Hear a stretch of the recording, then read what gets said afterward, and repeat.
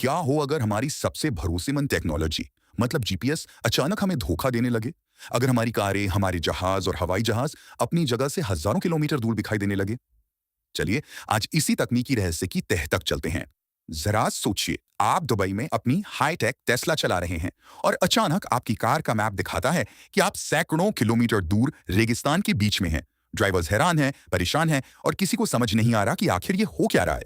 और ये गड़बड़ सिर्फ सड़कों पर नहीं है। अरब की खाड़ी में तैरते हुए 300-300 मीटर लंबे बड़े-बड़े कार्गो शिप्स, उनका जीपीएस डेटा उन्हें अरब के रेगिस्तान में चलता हुआ दिखा रहा है। ये एक ऐसी तस्वीर है जो असल में तो हो ही नहीं सकती। और ऊपर आसमान में भी यही अजीब मंजर देखने को मिल रहा है। फ्लाइट ट्रैकर्स पर कमर्शियल फ्लाइट्स के रास्ते एकदम अजीब जिगजैग पैटर्न बना रहे हैं। एक पल में प्लेन कहीं और है तो दूसरे ही पल कहीं और। साफ है, ये कोई मामूली गड़बड़ी तो नहीं है। तो शुरुआत में सबने यही सोचा कि ये शायद कोई सॉफ्टवेयर की गड़बड़ी होगी, कोई ग्लिच होगा।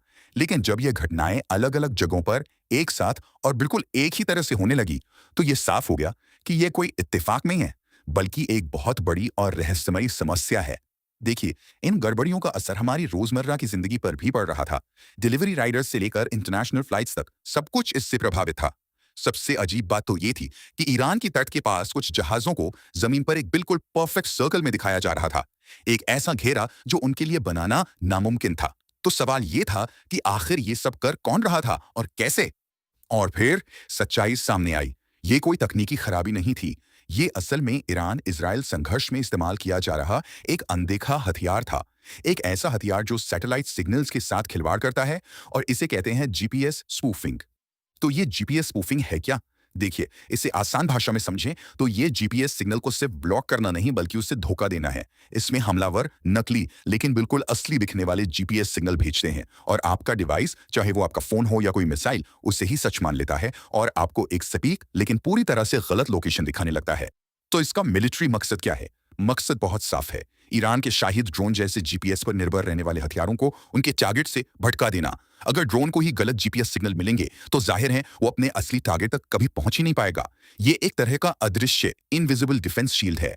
लेकिन सवाल ये उठता है कि इतने कॉम्प्लेक्स सिस्टम को धोखा देना आखिर मुमकिन कैसे है?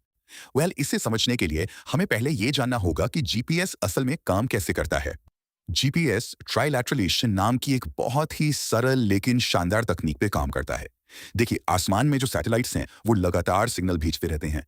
आपका फोन या जीपीएस डिवाइस कम से कम 3 सैटेलाइट से सिग्नल पकड़ता है और बस जहां इन तीनों सिग्नल्स के घेरे एक दूसरे को काटते हैं, वही आपकी सटीक लोकेशन होती है। अब जीपीएस पर हमला करने के 2 मेन तरीके हैं। पहला है जैमिंग। ये ऐसा है जैसे किसी बातचीत के बीच में कोई जोर-जोर से चिल्लाने लगे। इससे असली सिग्नल दब जाता है और जीपीएस काम करना ही बंद कर देता है। लेकिन स्पूफिंग इससे कहीं ज्यादा शातिर है। ये एक भरोसेमंद झूठ बोलने जैसा है। इसमें हमलावर असली सिग्नल से ज्यादा मजबूत लेकिन झूठा सिग्नल भेजता है और आपका डिवाइस उस झूठ को ही सच मान लेता है। और जानते हैं ये सिस्टम कितना सेंसिटिव है? अगर स्पूफ किए गए सिग्नल के टाइम में सिर्फ 1 मिली सेकेंड, जी हाँ, यानी 1 सेकेंड के हजारवें हिस्से का भी फर्क आ जाए तो आपकी लोकेशन सैकड़ों किलोमीटर तक गलत हो सकती है। बस इतना सा हेरफेर ही काफी है सब कुछ गड़बड़ करने के लिए। और इस इलेक्ट्रॉनिक वॉरफेयर का सबसे खतरनाक पहलू यही है कि इसका असर सिर्फ मिलिट्री टारगेट्स तक नहीं रहता। इसके अनजाने और गंभीर नतीजे हम जैसे आम लोगों और हमारी जरूरी सेवाओं को भुगतने पड़ते हैं।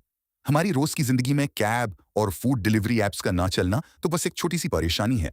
असली खतरे तो कहीं ज्यादा बड़े हैं। सोचिए, एविएशन सेफ्टी का क्या होगा? अगर किसी पायलट का नेविगेशन सिस्टम उसे गलत ऊंचाई या लोकेशन बताए तो वो अनजाने में किसी पहाड़ से टकरा सकता है। और दूसरा बड़ा खतरा है हमारी global financial markets. Stock market में हर सेकंड हजारों ट्रेड होते हैं जिनका टाइम जीपीएस की एटॉमिक क्लॉक से मैच किया जाता है। अगर उस टाइम में जरा भी हेरफेर कर दिया जाए तो खरबों का नुकसान हो सकता है और पूरा बाजार क्रैश हो सकता है। वैसे तो जीपीएस को एक हथियार की तरह इस्तेमाल करना कोई नई बात नहीं है, लेकिन स्पूफिंग का इतने बड़े पैमाने पर इस्तेमाल ये मॉडर्न वॉरफेयर में एक नए और ज्यादा खतरनाक दौर की शुरुआत है। अगर हम इतिहास देखें तो 1991 के खाड़ी युद्ध में जीपीएस अमेरिका का एक खास आक्रामक हथियार था। फिर 2011 में ईरान ने स्पूफिंग का इस्तेमाल कर अमेरिका का एक टॉप सीक्रेट ड्रोन ही पकड़ लिया और पूरी दुनिया को हैरान कर दिया। और आज ये एक डिफेंसिव हथियार बन चुका है जो एक बड़े इलाके में नेविगेशनल केओस फैला सकता है, जिसका खामियाजा आम लोगों को भुगतना पड़ रहा है। जीपीएस स्पूफिंग ने यह साफ कर दिया है कि भविष्य की लड़ाइयां सिर्फ गोलियों और बमों से नहीं बल्कि अनदेखी रेडियो तरंगों और डेटा से लड़ी जाएंगी। और ऐसे में ये सोचना ज़रूरी हो जाता है कि हम टेक्नोलॉजी पर कितना भरोसा कर सकते हैं और कब यही भरोसा हमारे लिए सबसे बड़ा खतरा बन जाता है।